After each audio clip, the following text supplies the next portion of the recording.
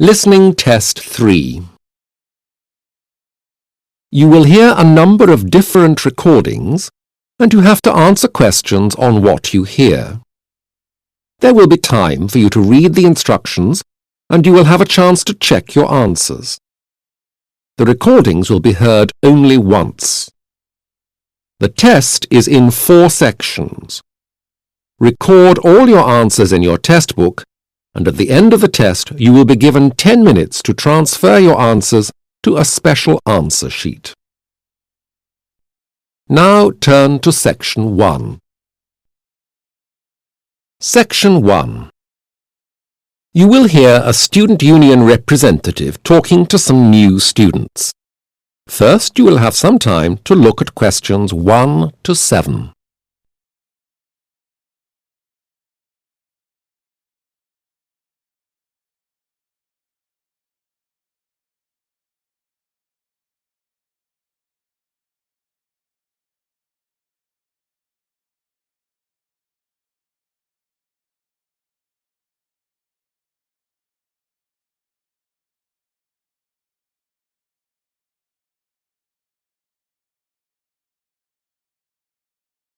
You will see that there has been an example written for you. On this occasion, only the conversation relating to the example will be played first.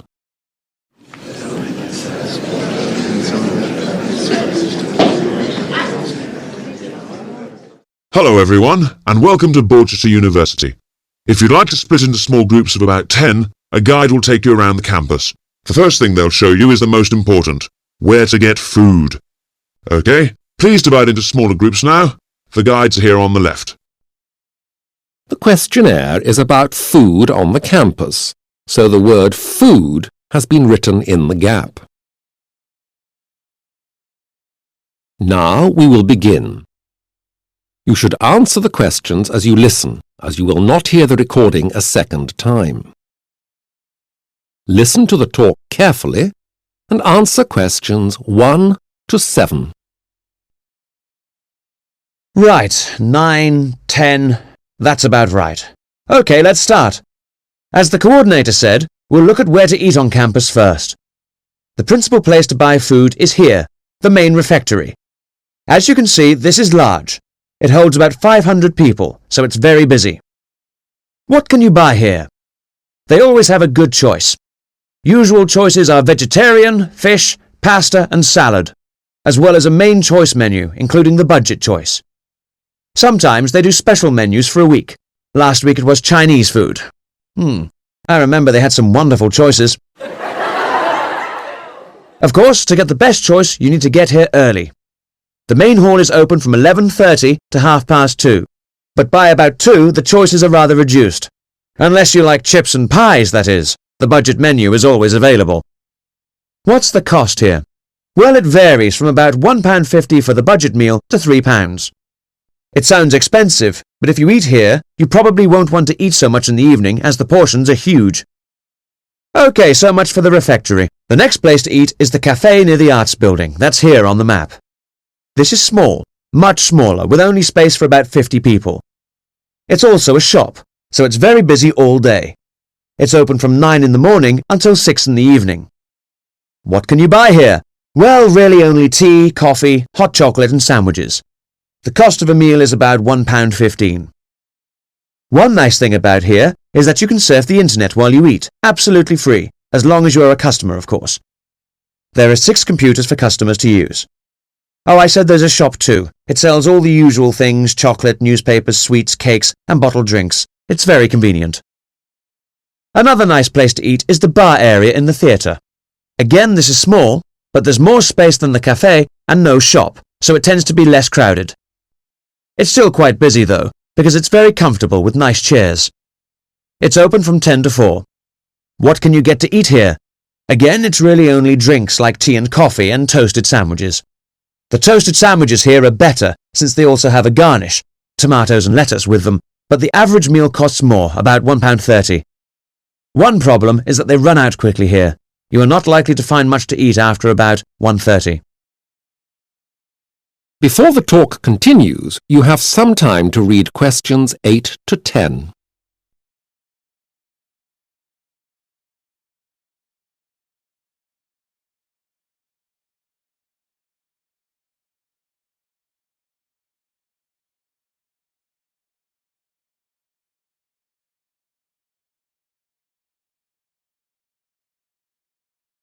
Now listen carefully and answer questions 8 to 10.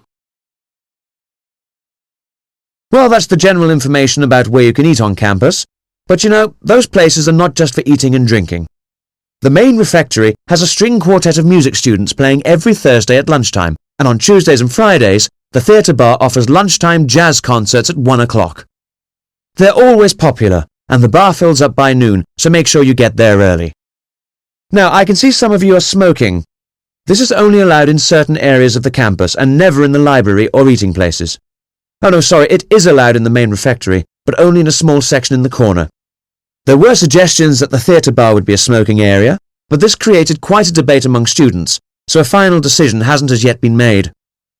Thanks for your attention. Now your guide will take you on your tour. That is the end of section 1. You will have half a minute to check your answers.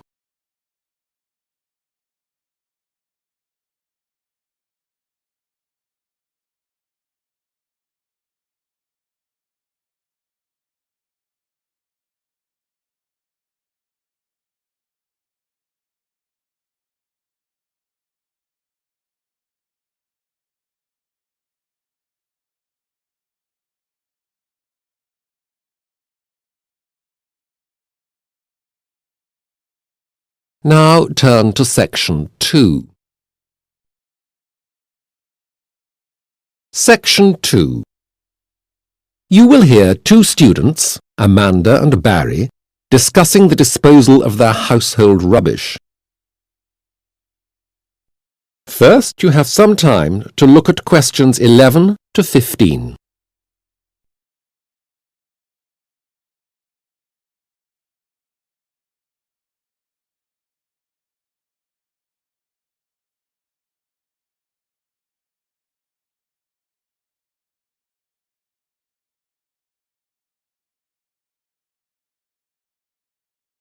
Now listen carefully to the discussion and answer questions 11 to 15.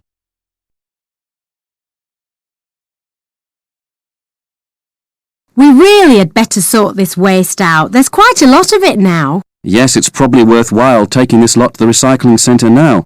There's at least a full carload. Yes, but first we need to sort it all out. We won't be able to do that once we arrive there. OK, so what do we do? That's easy.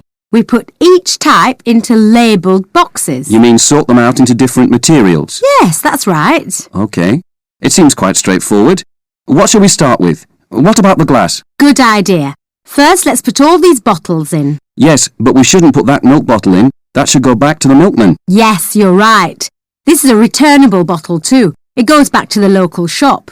This broken mirror can go with the glass, can't it? Yes, of course. But be careful of your fingers. OK, what's next? Paper, I think. We should tie up all those piles of old newspapers and magazines. What about these yellow telephone books? I think I remember reading that we shouldn't put those in when I last went there. We had better not.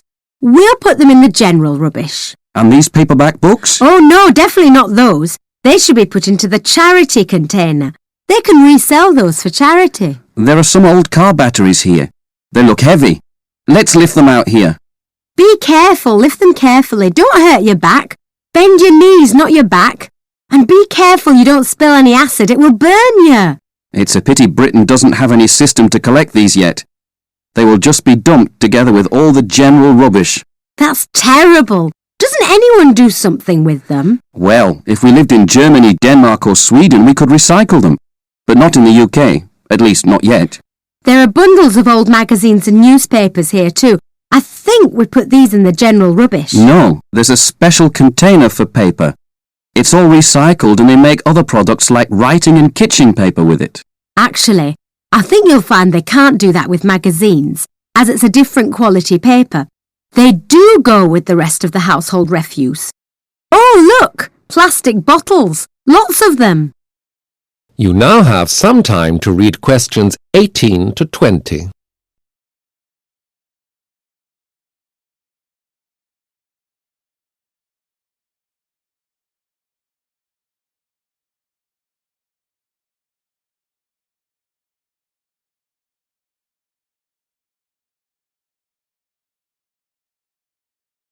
Now listen to the rest of the discussion and answer questions 18 to 20.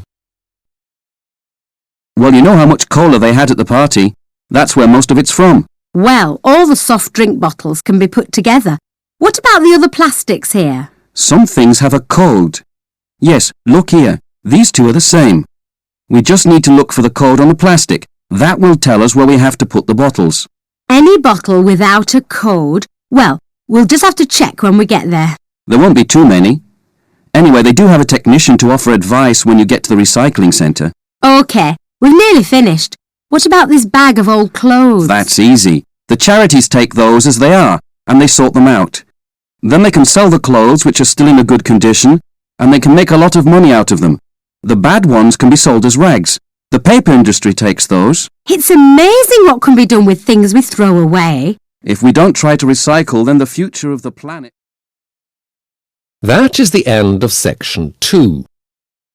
You will have half a minute to check your answers.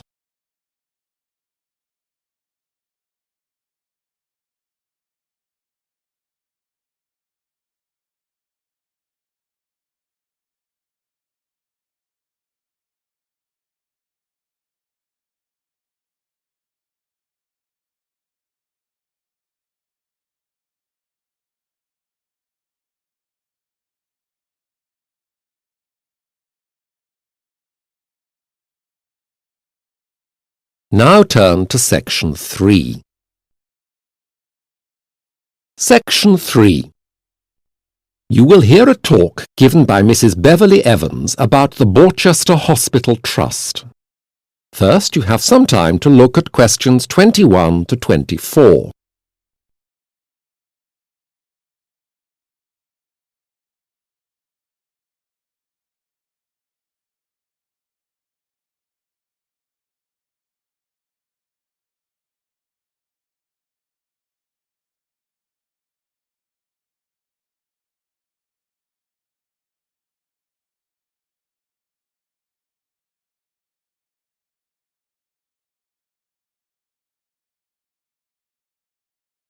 Now listen carefully to the talk and answer questions 21 to 24. Welcome everyone to this final session of the Borchester Health Authority's Nurses Orientation Programme. We're very pleased to welcome Mrs. Beverly Evans, who is the chairman, or should I say, chairperson, of the Borchester Hospital Trust. All you nurses will know how valuable the work of the Trust is to us, and Beverly is going to bring us up to date with some of the things the Trust has been doing. Beverly.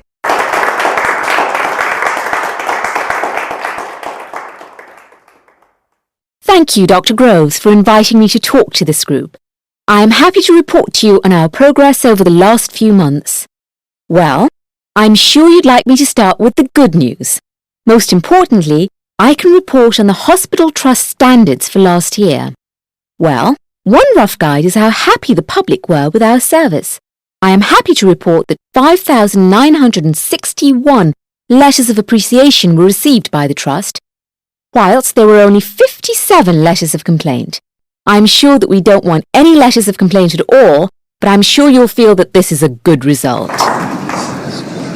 On the topic of public relations, we have recently established a visitors' charter to inform the public what standards to expect. These standards are now displayed in all patient areas, for instance on ward notice boards. An area of particular concern is that of patients with special needs.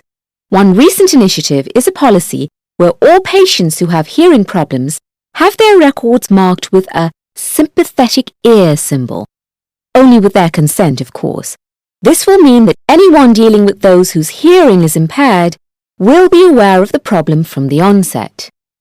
Now, on to general topics.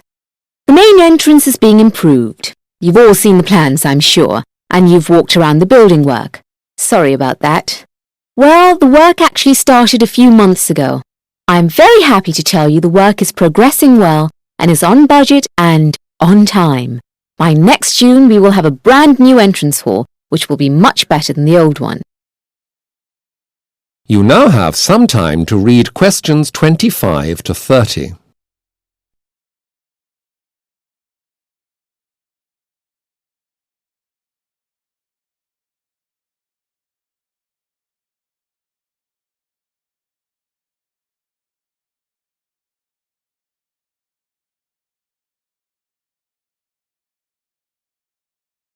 Now listen to the rest of the talk and answer questions 25 to 30.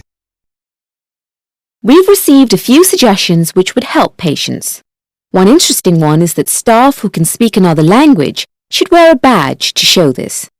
Well, we've worked on this and have now identified speakers of Welsh, Urdu and Arabic. Soon these staff will be sent badges to wear to show they are bilingual.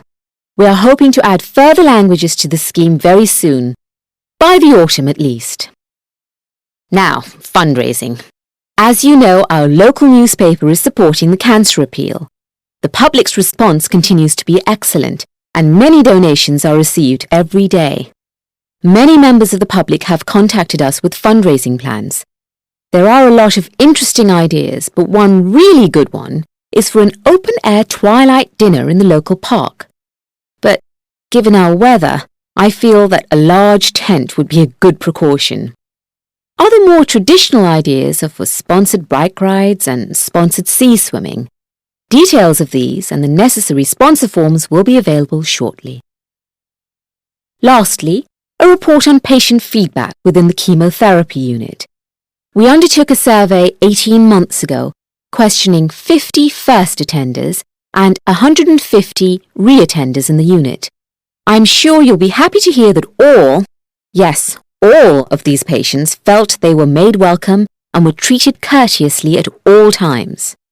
Nearly all, 96%, felt they had their treatment explained satisfactorily, and 98% found the facilities in the day unit to be very good. A small number of areas need to be improved. One is more car parking, more toilet facilities, and better areas for private discussions. But I'm happy that the survey was so positive. That is the end of section 3.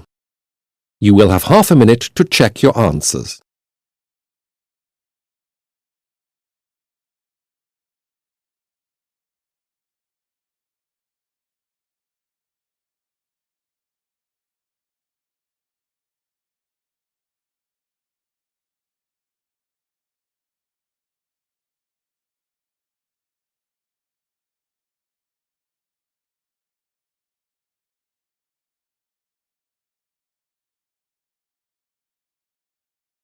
Now turn to section 4. Section 4. You will hear two friends, Anne and Jeff, discussing their completion of a student questionnaire. First, you have some time to look at questions 31 to 40.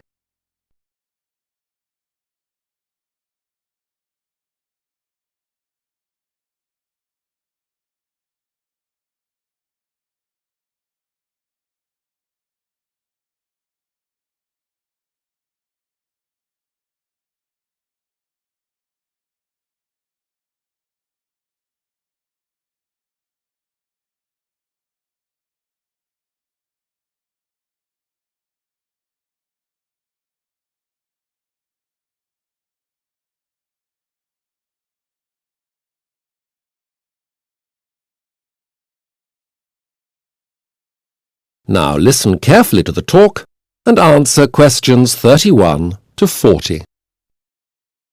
So, if you would all be kind enough to fill in these questionnaires before you go, I would be most grateful.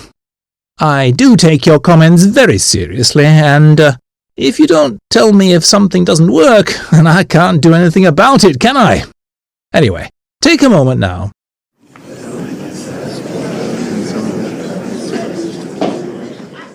Jeff, you've got to help me with this. I never know what to write for these things. Well, the beginning is easy enough, Anne. You know what year we're in. The first year, so that's level 1. OK, I'll underline that. And the title of the course is An Introduction to the History of the South Pacific. An introduction to South Pacific history, actually. And the teacher is Professor Merrick. And Dr. Smith. She was nice. I don't remember her. Was that one of the lectures I couldn't attend? Actually, she did 2 sessions in January, and you had the flu then. Do you remember? Oh, yes. But what's the type of teaching? We have lectures and seminars. Should I underline both, or write something in other? No, a seminar course is one where there are no lectures, just seminar meetings and discussions. The lecture course assumes there'll be some tutorials as well.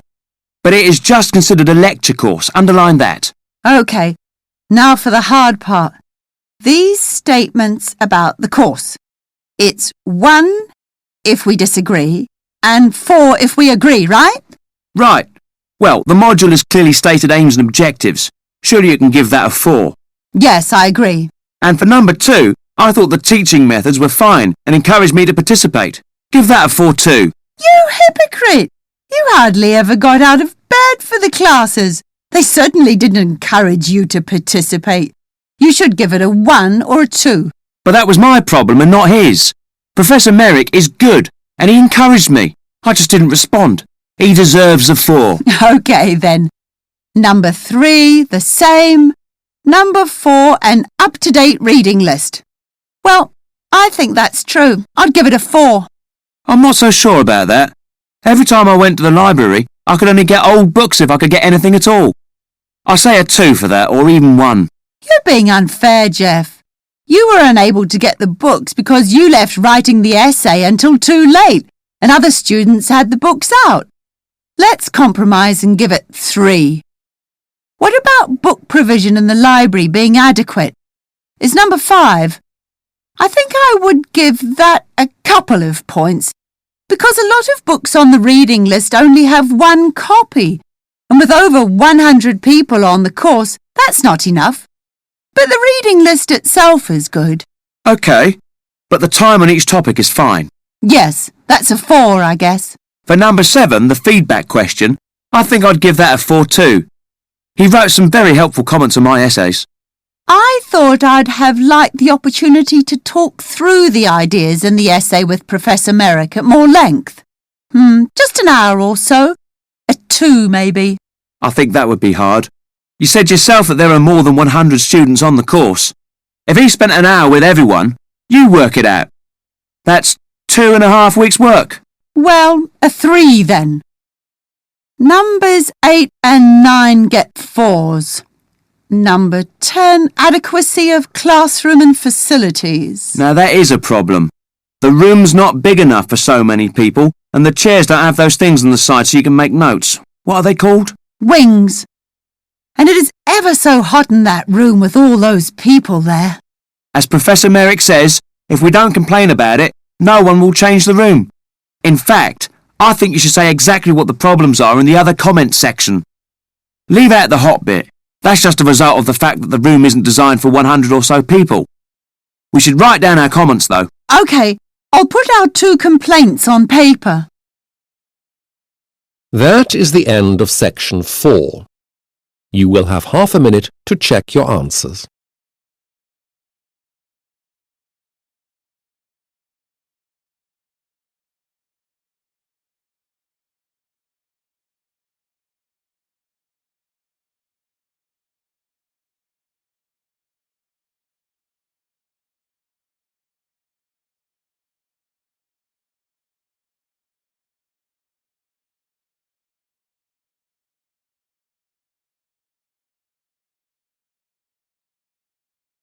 That is the end of the listening test. You now have 10 minutes to transfer your answers to the listening answer sheet.